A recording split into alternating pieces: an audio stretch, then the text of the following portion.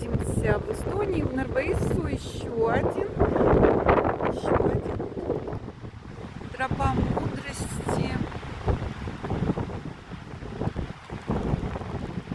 Тропа мудрости.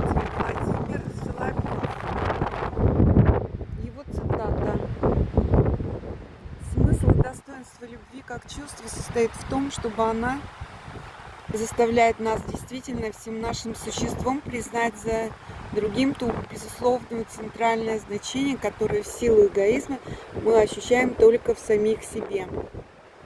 Любовь важна не как одно из наших чувств, а как перенесение всего нашего жизненного интереса из себя в другое, как перестановка самого центра нашей личной жизни. Владимир Соловьев.